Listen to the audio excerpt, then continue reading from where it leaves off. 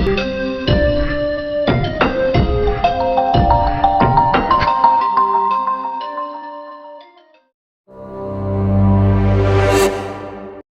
guys, we're out on the beach at really low tide. Would you like to introduce yourself?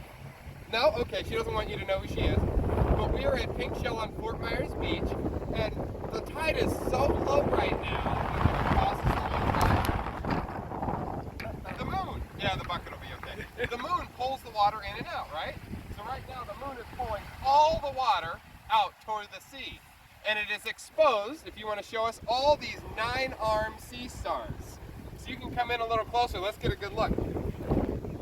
So these 9-armed sea stars, guess how many arms they have? Usually 9. So these 9-armed sea stars can regenerate their arms. This one's regenerating, 1, 2, and 3. And you had a question about where the mouth was, right? Yeah.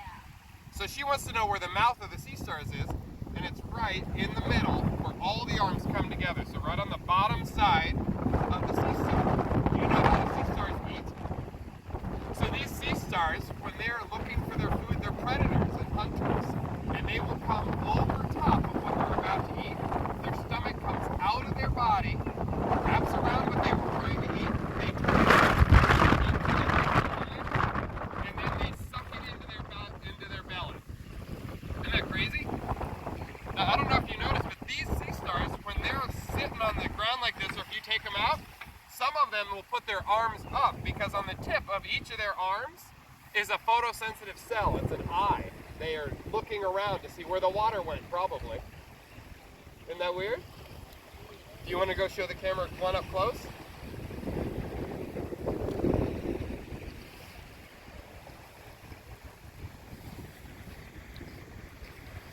Cool.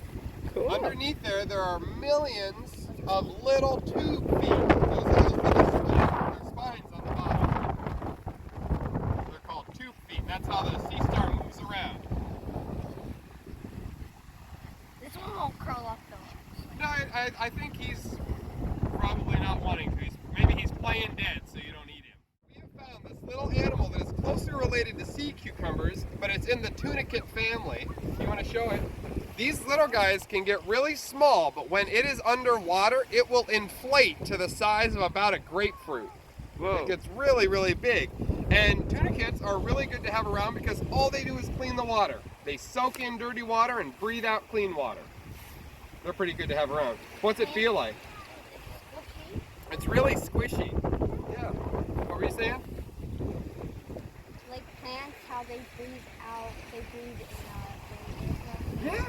Yeah, the plants clean the air and a lot of these animals clean the water. This little guy's pretty neat.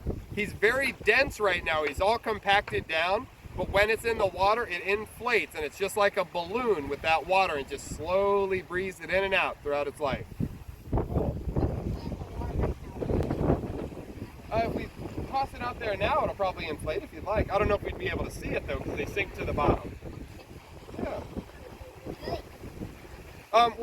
When they take in the dirtier water, they filter out all the little things that they can eat, and then they suck it out. Yeah. You want to toss them back in the water? This again?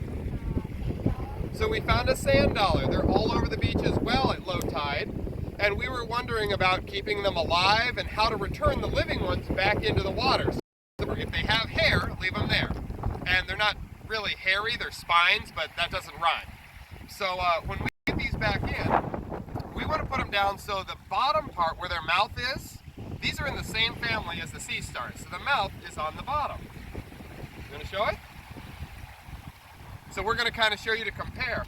But that's why they have the classic star shape on top. That's just kind of how their intestines and how their body organs inside are that go through all of that shape. So when we hold them together, they both have spines on them. The spines of the sea star are on the sides, but the tube feet are how sea stars move.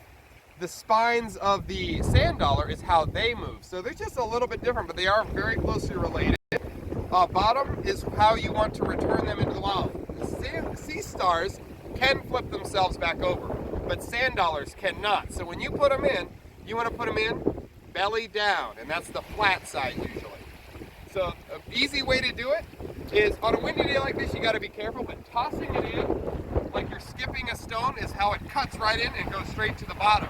If you just drop it in, a lot of times it'll flip over and it'll flip onto its back. That's just how, because of that dome on the back, it's easier for it to go with the waves and everything. It just kind of flips over sometimes. We're going to keep walking and see what else we can find. No? A little bit louder? Come on, A little Vivian. bit more excited?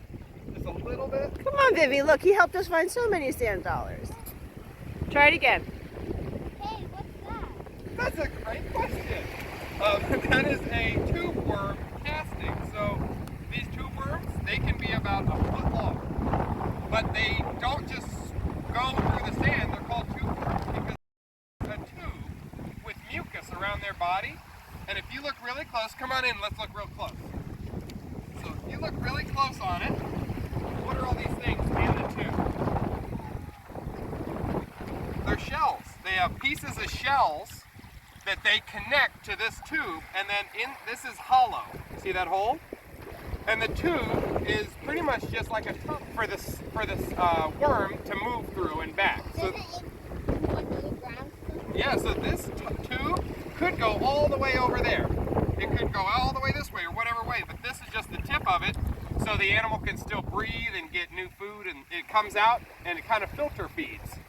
It has a weird mouth that it pulls things out of the water with. And most of the little bumps all over the sand here, those were made from different little worms and things that are crawling through the sand. You're not going to act with me?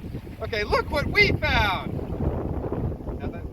Okay, she doesn't want to do it. So we found more tunicates, and now these tunicates are called sea squirts. Why do you think they're called sea squirts?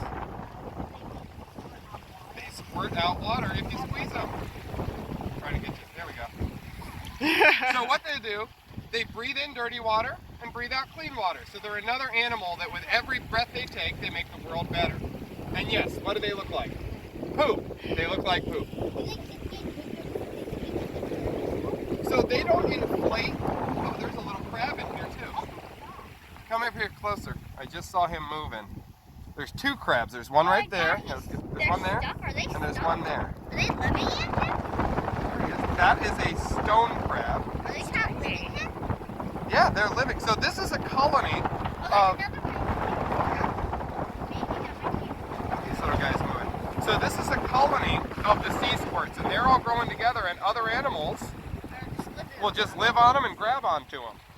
And even the tunicates themselves, they are living animals, and they live in colonies together. There he is. He is pretty cute. Let's put him back in there so we can hide in that little hole. Now, you asked earlier how I could tell they're alive, and I could tell they're alive, one, by the fact that they're still inflated. So that other tunicate we found, the real little one, he inflates to really big times what we found. These stay about the same size, but if you want to feel it, it feels kind of like leather. No, not happening? I'll squirt you again. Okay, I'm not going to squirt you again. So, do you want to put it back? You want me to put it back? I'll put it back. So these guys are really cool. A lot of people think they find them, they look like piles of dog poop on the beach, but they're not. They're not horse poop either, or seahorse poop, even though it might look like it.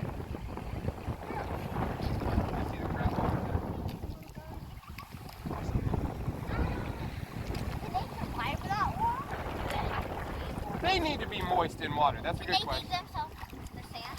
No, so those guys, they usually, when they start growing, they latch onto something strong that's set down in the sand or the mud. If they get dislodged like that colony did, they'll usually wind up on the beach and they don't make it. But maybe it'll give them another chance to grab onto something. Yeah, whenever you find something alive on the beach, good to throw it in, give it another chance. Yeah. If they come back, please. Yeah. Yeah, this is one of the biggest I've ever seen. This guy's How huge. big can they get? So this, well, like I said, this is the biggest I've seen, but they can probably get about a foot. But I want to show before we put it back in. So it has these muscle membrane on the sides to use for swimming. This hole here, this is the animal here, and I know you don't want to touch it because it's slimy, but look, it's moving, it's still alive, so I don't want to keep it out too long. See it moving on its own? Yeah, it's like So breathing. this is its body here, and it does have an internal shell, and if it gets too aggravated, these can ink. I have ink from some of the others that we have rescued. Oh, well, because they already squirted out. Exactly. But these are called sea hares There's because a lot of them. they have these two little things that'll stick up. What is that do for them? Those are pretty much sensors. They can feel what's going on around them, and they do have photosensitive cells, which means they can see light and dark around them. This one's huge. I can't get over how big this is. You sure you don't want to touch it? It's only a little slimy. Natural slime. Okay, I'll put it back.